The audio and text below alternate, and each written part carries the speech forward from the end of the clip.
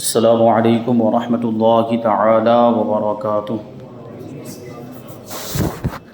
نحمده ونصلي ونسلم على رسوله الكريم اما بعد فاعوذ باللہ من الشیطان الرجیم بسم اللہ الرحمن الرحیم ان اللہ وملائکته یصلون علی النبی یا ایہا الذین آمنوا صلوا علیہ وسلموا تسلیما۔ اللهم صل على سيدنا ومولانا محمد معدن الجود والكرم وآله الكرام وابنه الكريم وبارك وسلم صلاة وسلاما عليك يا رسول الله صلی اللہ تعالی علیہ وسلم۔ سورہ فاتحہ کی آیت کریمہ صراط الذین انعمت علیہم کے فائدے بیان کیے جا رہے ہیں۔ اس سے پہلے آپ نے 2 فائدے اس آیت کریمہ کے سماعت کیے۔ تیسرا فائدہ فرماتے ہیں کہ اس آیت کریمہ سے یہ فائدہ بھی حاصل ہوا کہ اچھے لوگوں کی پیروی کرنا اچھا اور بروں کی پیروی کرنا برا ہے۔ تو یہاں پر چونکہ کن لوگوں کی پیروی کرنے کی دعا کی جا رہی ہے، دعا کی تعلیم اس میں اللہ تبارک و تعالیٰ نے دی ہے کہ ایسے لوگوں کے راستے پر چلنے کی دعا مانگو جن پر اللہ تبارک و تعالیٰ کا انعام ہوا، یعنی جو اچھے لوگ ہیں۔ تو اللہ تبارک و تعالیٰ خود حکم دے رہا ہے کہ ایسے لوگوں کے راستے پر چلنے کی دعا مانگو، جو نیک لوگ ہیں جن پر اللہ تبارک و تعالیٰ کا انعام ہوا۔ تو اس سے پتہ چلا کہ ایسے لوگوں کی پیروی کرنا اچھا ہے اور یہ اللہ تبارک و تعالیٰ کا حکم ہے، اور بروں کی پیروی کرنا برا ہے۔ اور بروں کی پیروی کرنا برا یہ تو ویسے بھی ہم سمجھ سکتے ہیں، لیکن قرآن پاک میں بھی اس چیز کو بیان کیا گیا، کیونکہ قرآن کریم نے کفار کا ایک عیب یہ بھی بیان فرمایا کہ وہ انبیاء کرام علیہ السلام کی تعلیم کے مقابلے میں اپنے جاہل باپ داداؤں کی پیروی کرتے ہیں۔ اور یہاں مسلمانوں کو یہ تعلیم دی کہ تم ہم سے یہ دعا مانگو کہ خدایا ہم کو ہمارے مؤمنین باپ داداؤں کے راستے پر چلا۔ تو وہ آیتیں کفار کی تقلید کی برائی میں ہیں، اور یہ آیت مؤمنین کی تقلید کی خوبی بیان کر رہی ہے، یعنی ایمان والوں کی پیروی کی جائے گی۔ اگر باپ دادا مومن تھے، ایمان والے تھے اور شریعت پر عمل کرنے والے تھے تو ان کی یقیناً پیروی کی جائے گی، لیکن اگر باپ دادا کافر تھے تو معاذ اللہ پھر ان کی بات نہیں مانی جائے گی، یا معاذ اللہ باپ دادا مومن ہونے کے باوجود گناہوں کے کام کرتے تھے، غلط کام کرتے تھے، تو غلط کام میں، گناہ کے کام میں ان کی پیروی نہیں کی جائے گی، کیونکہ گناہ کا کام ہوتا ہے، اور گناہ کے کام میں کسی کی بھی پیروی کرنا جائز نہیں ہے۔ تو اس سے ہمیں غور کرنا چاہیے کہ جو بات پر بڑے بڈھوں کا حوالہ دیا جاتا ہے کہ یہ کام تو بڑے بڈھوں سے ہوتا چلا آیا ہے، یہ تو بزرگوں سے ہوتا چلا آیا ہے، تو بڑے بڈھے اگر کوئی غلط کام کرتے تھے تو اس کا حوالہ نہیں دیا جا سکتا۔ یہ کفار کی بولی ہے۔ کفار بار بار اس چیز کو بولتے تھے انبیاء کرام کے سامنے، جب انبیاء کرام ان کو توحید کی طرف بلاتے تھے، جب انبیاء کرام ان کو ایک اللہ کی طرف بلاتے تھے، تو وہ تو کہتے تھے کہ ہم تو ہمارے باپ دادا کے دین پر، ہم تو ہمارے باپ دادا کے مذہب پر، یعنی جو ہمارے باپ دادا کرتے تھے وہی ہم کرتے رہیں گے۔ تو ایسا نہیں ہے، مطلقاً باپ دادا کی پیروی کی اجازت نہیں ہے۔ اگر باپ دادا اچھا کام کرتے تھے، بڑے بڈھے اچھا کام کرتے تھے، تو یقیناً ہم ان کے طریقے پر چلیں گے، لیکن باپ دادا اگر کوئی غلط کام کرتے تھے، شریعت کے خلاف کام کرتے تھے، تو پھر اس پر عمل کرنا جائز نہیں ہے، اور ان کی پیروی کرنا جائز نہیں، اور یہ حوالہ دینا بھی جائز نہیں، بلکہ یہ کافروں کا طریقہ جو انبیاء کرام کے سامنے بولا کرتے تھے۔ تو آج بھی علماء جب کوئی بات بیان کرتے ہیں اور لوگوں کے سمجھ میں نہیں آتی تو وہ اس طرح کی بات کرتے ہیں کہ تو باپ دادا سے چلا آیا، بڑے بڈھوں سے چلا آیا، اس کو کیسے بدل دیں اور اس کو کیسے اس پر عمل کرنا چھوڑ دیں۔ خاص طور پر رسم و رواج کی جہاں پر بات آتی ہے تو معاذ اللہ پھر شریعت کی بھی ان کی نگاہ میں ظاہری طور پر کوئی اہمیت نہیں رہ جاتی۔ وہ شریعت کا مسئلہ علماء بیان کر رہے ہوتے ہیں۔ شریعت کا مطلب ہی ہوتا ہے قرآن اور حدیث سے ثابت ہونے والے مسائل، قرآن و حدیث سے نکلنے والے مسائل، اور قرآن و حدیث کی بات ان کو بتائی جا رہی ہے، اس کے مقابلے میں اپنے باپ دادا کا حوالہ دے رہے ہیں۔ کیا قرآن و حدیث سے بڑھ کر ان کے باپ دادا ہو گئے، یا یہ بڑے بڈھے قرآن و حدیث اور شریعت سے بڑھ کر ہو گئے؟ علماء ان کو شریعت کی بات بتاتے ہیں، اور یہ جاہل قسم کے لوگ اپنے باپ دادا کی بات بیچ میں لے کر آتے ہیں، بڑے بڈھوں کی باتیں بیچ میں لے کر آتے ہیں۔ یہ ہم اکثر دیکھتے ہیں، ہمارے ساتھ یہ معاملات ہوتے ہیں۔ ایک جگہ پر تو مجھے اہل حدیث کہہ دیا گیا، ایک جگہ پر تو مجھے غیر مخالف۔ میں نے جو یہ بات بتائی کہ نور نامہ نہیں پڑھ سکتے، مجلس نہیں پڑھ سکتے، کہ شیعہ لوگوں کی لکھی ہوئی کتابیں، بھائی ہم سنی، ہم شیعہ لوگوں کی کتابیں کیوں پڑھیں گے؟ ہم سنی تو سنیوں کی کتابیں پڑھیں گے نا. تو مجلس پر ہم نے اس کے تعلق سے حکم واضح کر دیا کہ مجلس نہیں پڑھ سکتے جو محرم میں پڑھی جاتی تھی پہلے, خواتین خاص طور پر مائیں بہنیں پڑھتی تھی, اور نور نامہ وغیرہ یہ سب پڑھتے تھے. یہ شیعہ لوگوں کا سب لکھا ہوا ہے, اور اس میں بہت رتب و یابس ہے, بہت ساری غلط باتیں بھی, غلط روایتیں بھی اور غلط واقعات بھی اس میں شامل کر لیے. اگر مان بھی لیجئے کہ صحیح واقعات بھی بیان کیے گئے ہوں, غلط واقعات نہ بیان کیے گئے, پھر بھی ہم کیوں پڑھیں شیعہ لوگوں کی لکھی ہوئی کتاب؟ شیعہ لوگوں کی لکھی ہوئی کتابیں ہم پھر بھی کیوں پڑھیں؟ تو یہ بات بیان کی گئی. تو کچھ ہماری مائیں یا کچھ بہنیں, ان کو برا لگ گیا, یہ تو پھر گیا ہے, یہ تو اہل حدیث ہو گیا. ارے شکریہ ادا کرنا چاہیے کہ آپ کو صحیح بات بتائی گئی. علماء نے شریعت کی روشنی میں آپ کو بتایا کہ مجلس نہیں پڑھنی چاہیے, نور نامہ نہیں پڑھنا چاہیے. تو معاذ اللہ وہ کہہ دیا اہل حدیث, وہ خاتون جس نے مجھے اہل حدیث کہا ان پر لازم ہے کہ وہ توبہ کریں. جس نے مجھے غیر مقلد کہا ان پر لازم ہے کہ مجھ سے معافی مانگے اور توبہ کریں, ورنہ بہت بڑے گناہ میں مبتلا ہے وہ خاتون. وہ اگر ان تک میری بات پہنچائی جائے کسی طریقے سے. بہرحال یہ چیز ہے, باپ داداؤں کے حوالے دیا جائے. بہت پہلے سے اتنے ٹائم سے مجلس پڑھتے آئے ہیں اور اتنے ٹائم سے نور نامہ, یہ نئے مولانا آ کر کے نئی باتیں لے کر آتے ہیں. تو اتنے ٹائم سے آپ جہالت میں تھے, آپ اندھیرے میں تھے. آپ کو علماء نے شریعت کی روشنی دکھائی, شریعت کے اجالے میں شریعت کا حکم دکھایا, تو اس پر عمل کرنا چاہیے.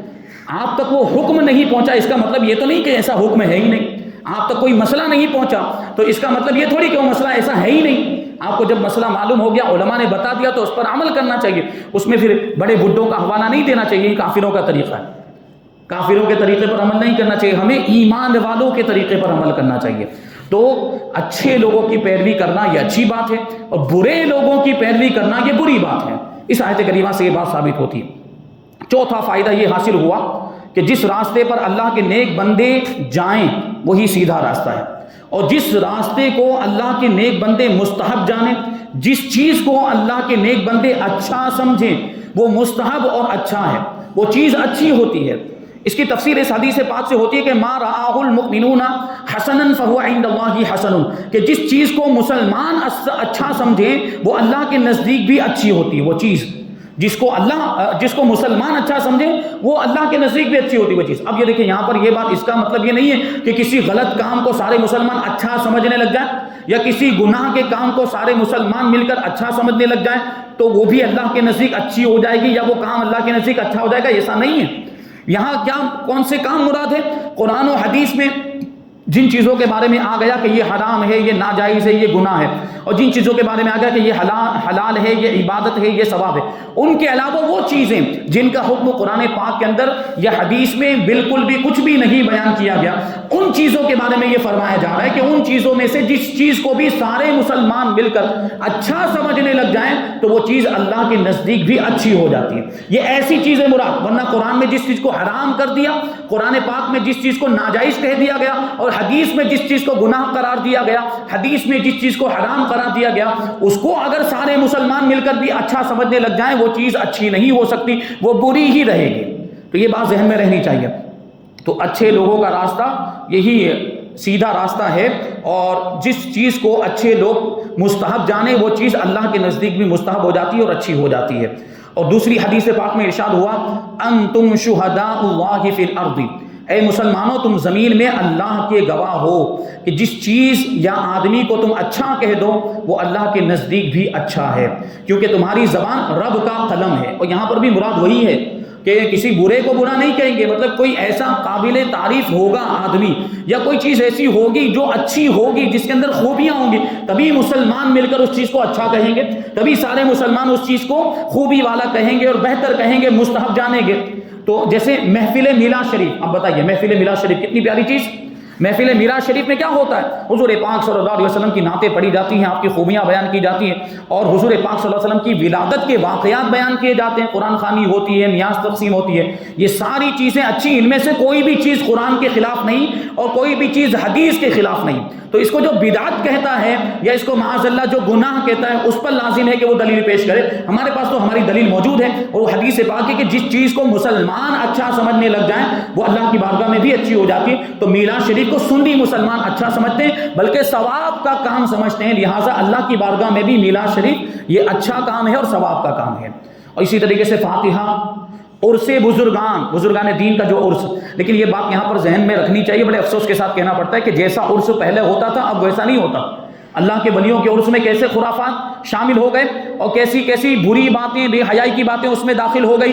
ہم دیکھ رہے ہیں ڈھول تاشے پیٹے جاتے ہیں اور گناہوں کے کام کیے جاتے، بے حیائی کے کام. اس سے پہلے آپ نے دیکھا تھا کہ حضرت خواجہ دانا رحمۃ اللہ تعالی علیہ کے عرس میں وہ ہجڑا ناچا تھا، تو علماء کو میدان میں آنا پڑا، پھر علماء کو اس کا رد کرنا پڑا، تو تب جا کے وہ چیزیں بند ہوئی. تو اس طرح کی بہت ساری چیزیں عرسوں میں آ گئی. یہ میلے ٹھیلے اس کی شریعت میں اجازت نہیں ہے. عرس کا مطلب شریعت کے مطابق یہ ہے کہ سب لوگ عرس کے دن جمع ہو، اللہ کے ولی کے مزار پر وہ نیک کام کریں، قرآن خوانی کریں، اور اس طریقے سے نعتیں پڑھی جائے. وہ اللہ کے ولی کی بارگاہ میں منقبت بھی پڑھ سکتے ہیں، اور کچھ بھی بیان ہو یا کچھ ایسا تقریر وغیرہ ہو، نیاز کا بھی اہتمام کیا جائے، اور ان ساری چیزوں کا ایصال ثواب اللہ کے ولی کو کیا جائے، فاتحہ پڑھا جائے، اور یہ سب اچھے کام، نیک کام کیے جائے. یہ عرس کا مطلب ہوا. یہ جو میلے ٹھیلے لگائے جاتے ہیں شریعت میں اس کی کوئی اصل نہیں. یہ اتنی ساری دکانیں اور یہ اتنا سارا مطلب تام جھام، شریعت میں اس کی بھی کوئی اجازت نہیں ہے. یہ غلط چیزیں ہیں جو ہم نے عرس کو اس طریقے سے بنا لیا، اپنے اعتبار سے اس میں یہ ساری چیزیں شامل کر لی، شریعت اس کی اجازت نہیں دیتی. تو عرس بزرگاں جو بزرگوں کے زمانے میں ہوتا تھا، اولیاء کرام کا عرس جو اللہ کے نیک بندے اور علماء جس کے تعلق سے فرماتے ہیں کہ ایسا ہونا چاہیے، وہ عرس شریعت کے خلاف نہیں ہے. اس میں بھی میں نے آپ کو بتایا کہ کیا ہوتا ہے، اس میں قرآن خوانی ہوتی ہے اور اس میں نعتیں بیان وغیرہ ہوتا ہے. تو یہ ساری چیزیں اچھی ہیں. اور وہ تمام چیزیں کہ جن کو عرب و عجم کے علماء، زاہدین، نیک لوگ، صالحین، متقی، پرہیزگار لوگ، مشائخ اور صوفیہ اچھا جانتے اور عمل کرتے ہیں، وہ سب جائز اور مستحب ہیں، اور ان کو جائز اور مستحب جاننا ہی صراط مستقیم ہے، کیونکہ یہ اللہ کے نیک بندوں کا راستہ ہے. تو ثابت ہوا کہ مذہب اہل سنت و جماعت حق ہے. ایک دیوبندی کی بکواس کی وجہ سے تمام جہان کے علماء اور صالحین، متقین، پرہیزگار لوگوں کو مشرک نہیں کہا جا سکتا. ہاں، اس دیوبندی کو بے دین کہنا آسان ہے جو تمام لوگوں کی مخالفت کر کے اپنی 1.5 اینچ کی مسجد الگ بنانا چاہتا ہے. تو اس دیوبندی کو تو بے دین کہا جائے گا، لیکن اس کے مقابلے میں اس کے فتوے یا اس کی بات کو مانتے ہوئے سارے مسلمانوں کو مشرک نہیں کہا جا سکتا، بلکہ مسلمان جس چیز کو اچھا سمجھ رہے ہیں وہ چیز اچھی ہوگی اور اس پر عمل کیا جائے گا، جیسے میلاد شریف، فاتحہ، درود وغیرہ. پانچواں فائدہ یہ ہے کہ جس دین اور مذہب میں اولیاء اللہ ہوں وہی دین سچا ہے. بہت پیاری بات بتا رہے ہیں کہ جس دین اور جس مذہب میں اللہ کے ولی ہوں وہی دین سچا اور وہی دین حق پر ہے، اور وہی مذہب حق پر ہے اور وہی مذہب سچا ہے. اب آپ یہ غور کرتے چلیں، وہ آگے یہ بات بیان کر رہے ہیں، لیکن یہ قاعدہ آپ ذہن میں رکھتے ہوئے، قاعدہ کلیہ آپ ذہن میں رکھتے ہوئے خود ہی غور کریں کہ کون سے مذہب میں اور کون سے دین میں اور کون سی جماعت میں اللہ کے ولی پائے جاتے ہیں. تو سنیوں میں پائے جاتے ہیں. اولیاء کرام سارے سنیوں میں پائے جاتے ہیں. آپ دیکھیں تو غوث پاک رضی اللہ تعالیٰ عنہ کا تعلق اہل سنت و جماعت سے. آپ دیکھیں تو حضرت خواجہ غریب نواز کا تعلق اہل سنت و جماعت سے ہے، حضرت صابر پاک کا تعلق اہل سنت و جماعت سے، اور پھر حضرت خواجہ نظام الدین اولیاء یا حضرت بابا فرید الدین گنج شکر، حضرت نصیر الدین روشن چراغ دہلوی، یا جتنے بھی ہندوستان کے اولیاء کرام یا ہندوستان کے باہر کے اولیاء کرام، آپ تاریخ اٹھا کر دیکھ لیں، سارے اولیاء کرام کا تعلق اہل سنت و جماعت ہی سے تھا. اور دیوبندی مسلک میں، وہابیوں کے مسلک میں آج تک کوئی اللہ کا ولی نہیں پیدا ہوا. تو یہ ہمارے حق ہونے کی دلیل اور ان کے ناحق ہونے کی دلیل ہے، کیونکہ ان کا مذہب باطل ہے اور ان کا مسلک باطل. کوئی اللہ کا ولی وہ اپنی جماعت میں نہیں دکھا سکتے، کوئی نہیں دکھا سکتے. زبردستی اللہ کے ولیوں کو اپنے کھاتے میں داخل کرنے کی کوششیں کریں گے، لیکن ان کو آپ دیکھیں گے تو حقیقت میں ان کا تعلق بھی اہل سنت و جماعت سے ہی ہوگا، لیکن خود ان کے دیوبندیوں میں یا وہابیوں میں کوئی اللہ کا ولی ہوا ہو وہ نہیں دکھا سکتے. یہ ہمارے حق ہونے کی دلیل ہے. تو دیکھیے کہ جس مذہب میں، جس دین میں اللہ کے ولی ہوں وہی سچا ہے، اور جو دین ولایت سے خالی ہو وہ جھوٹا ہے. جس دین میں کوئی اللہ کے ولی نہ ہو، جس مذہب میں کوئی ولی نہ ہو، وہ دین جھوٹا، وہ مذہب جھوٹا ہے. فرماتے ہیں کہ جس شاخ میں پھل پھول اور سبزہ ہو وہی جڑ سے وابستہ رہتی ہے. جو شاخ تر و تازہ ہے، جس شاخ میں پھل لگے ہوئے ہیں یا پھول لگے ہوئے یا پتے لگے ہوئے ہیں، اس کا تعلق جڑ سے رہتا ہے، وہ جڑ سے وابستہ رہتی ہے اور اس کی خدمت کی جاتی ہے، اس شاخ کی خدمت کی جاتی ہے، اس کو پانی پلایا جاتا ہے، اس کو سیراب کیا جاتا ہے. لیکن جو شاخ سوکھ گئی ہے اس کا تعلق جڑ سے ٹوٹ گیا، تبھی تو وہ سوکھی، ورنہ جڑ تو پانی پہنچاتی ہے نا. جڑ جو ہے وہ پانی سپلائی کرتی ہے شاخوں تک، لیکن جو شاخ سوکھ گئی اس کا مطلب یہ کہ جڑ سے اس کا تعلق ٹوٹ چکا ہے اور جڑ نے اس کو پانی سپلائی کرنا بند کر دیا ہے. تو وہ شاخ جو ہے وہ جلانے کے لائق ہوتی ہے، پھر اس کو توڑ لیا جاتا ہے، اس کو درخت میں باقی نہیں رکھا جاتا، یا وہ خود ہی ٹوٹ کر گر جاتی ہے اور پھر اس کو جلا دیا جاتا ہے، اس کا کوئی دوسرا کام نہیں ہوتا. تو سوچیں، بنی اسرائیل کا دین جب تک منسوخ نہیں ہوا تھا تب تک ان میں اللہ کے ولی ہوتے رہے. بنی اسرائیل یعنی یہودی جب تک وہ منسوخ نہیں ہوا تھا، جب تک اس پر عمل کرنے کی اجازت تھی حضرت عیسیٰ علیہ السلام کے دور تک، حضرت عیسیٰ علیہ السلام کے زمانے تک، تو اس مذہب میں اور اس دین میں کئی اولیاء کرام ہوئے. بنی اسرائیل کا جو دین ہے اور بنی اسرائیل کا جو مذہب ہے اس میں کئی اولیاء کرام ہوئے. جیسے اصحاب کہف کا واقعہ سورہ کہف آپ پڑھتے ہیں، اس میں وہ اصحاب کہف کا واقعہ بیان کیا گیا. اللہ تبارک و تعالیٰ نے سینکڑوں سالوں تک ان کو یہ موت کی حالت میں وہ ایک غار کے اندر، ایک گفا کے اندر رکھا. تفصیلی واقعہ انشاءاللہ پھر کبھی موقع پر بیان کرے گا. تو یہ اللہ کے ولی تھے، بنی اسرائیل کے اولیاء کرام میں سے. اور عاصم بن برقیہ حضرت سلیمان علیہ السلام کے زمانے میں، جو بلقیس کے تخت کو پلک جھپکنے سے پہلے اتنی دور ملک سبا سے لے کر آئے وہ حضرت سلیمان علیہ السلام کی بارگاہ میں حاضر کر دیا تھا. یہ ان کی طاقت. حضرت عاصم بن برقیہ جو حضرت سلیمان علیہ السلام کی امت کے ولی ہیں، تو ہم اس پر جو ہے قیاس کرتے اور اسی سے دلیل لاتے ہوئے کہتے ہیں کہ جب حضرت سلیمان علیہ السلام کی امت کے ولی کی یہ طاقت ہے کہ وہ پلک جھپکنے سے پہلے ملک سبا سے بلقیس کا، ملکہ بلقیس کا تخت لے کر آ سکتے ہیں، تو امت محمدیہ کے اولیاء کرام کی طاقت کا عالم کیا ہوگا.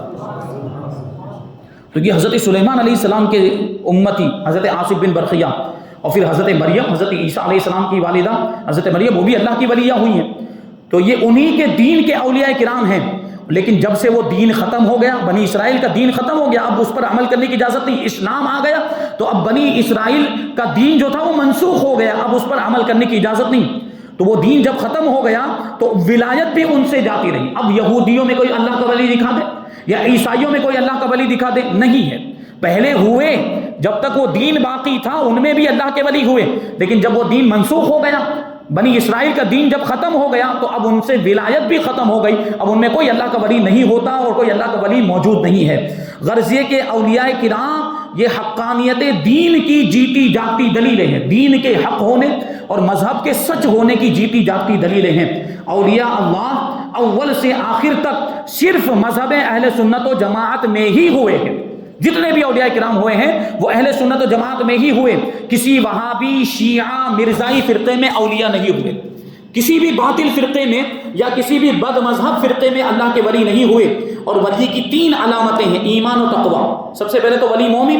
جو مومن نہیں وہ اللہ کا ولی نہیں ہو سکتا. مومن ہوگا، متقی پرہیزگار ہوگا، اور عام مخلوق اس کو اللہ کا ولی سمجھے گی اور اس کو اللہ کا ولی کہے گی. عام مخلوق زبان خلق را نقار خدا، یعنی جو مخلوق کی جو زبان ہے وہ اللہ تبارک و تعالیٰ کی طرف سے گویا کہ ایک اعلان ہوتا ہے کہ مخلوق جس کو اللہ کا ولی سمجھنے لگ جاتی ہے تو وہ واقعی اللہ کا ولی ہوتا ہے. یعنی ایمان اور تقوی کے بعد یہ تیسری چیز ہے، تیسری علامت اور نشانی ہے کہ مخلوق اس کو اللہ کا ولی جانے. کیونکہ اللہ تبارک و تعالیٰ فرماتا ہے الذین آمنوا وکانوا یتقون، کہ اللہ کے اولیاء کرام وہ ہیں، اللہ کے ولی وہ ہیں جن پر نہ کوئی خوف ہوتا ہے، نہ وہ غمگین ہوتے ہیں. اور یہ وہ لوگ ہوتے ہیں جو ایمان لائے اور جنہوں نے تقوی اختیار کیا، جو متقی اور پرہیزگار، اللہ سے ڈرنے والے ہوتے ہیں، گناہوں سے بچنے والے ہوتے ہیں اور زیادہ سے زیادہ نیک کام کرنے والے ہوتے ہیں. تو یہ اللہ کے ولی اولیاء کرام.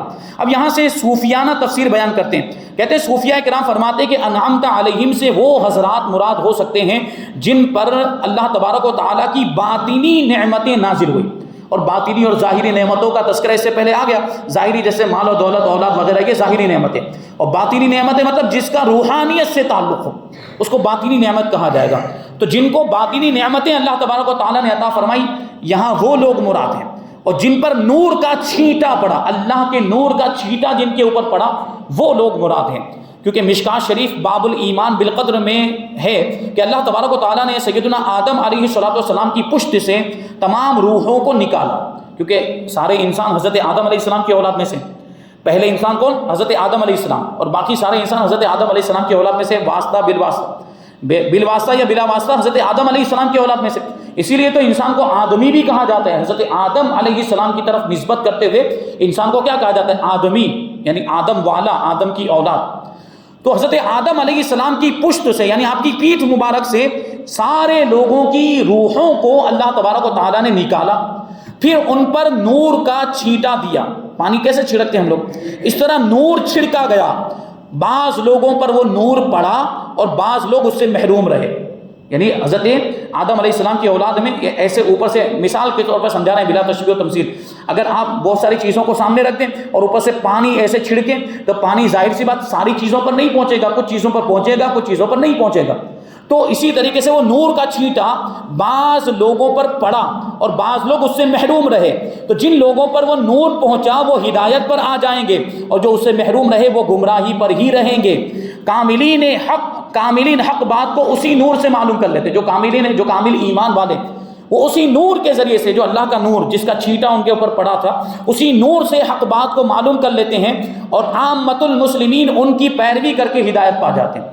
یعنی خاص لوگوں کی اور کامل ایمان والوں کی پیروی کر کے عام مسلمان بھی ہدایت پاتے ہیں کہ ان کے طریقے کو اپناتے ہیں، کامل اللہ کے ولیوں کے طریقوں کو اپناتے ہیں، تو پھر ان کے طریقے پر جو چلنے والے ہوتے ہیں وہ بھی کامیاب ہو جاتے ہیں اور وہ بھی ہدایت پا جاتے ہیں۔ لیکن جو ان سے الگ رہا اور وہ تاریکی میں رہا، یعنی جو کامل ایمان والوں سے دور رہا، تو وہ اندھیرے میں گیا۔ لہٰذا انعمتا سے مراد اولیاء کرام اور سالکین راہ حقیقت ہے۔ اللہ کی معرفت حاصل کرنے کے لیے جو کوششیں کرتے ہیں اور راہ سلوک کی منازل طے کرتے ہیں، یہاں وہ لوگ مراد ہیں۔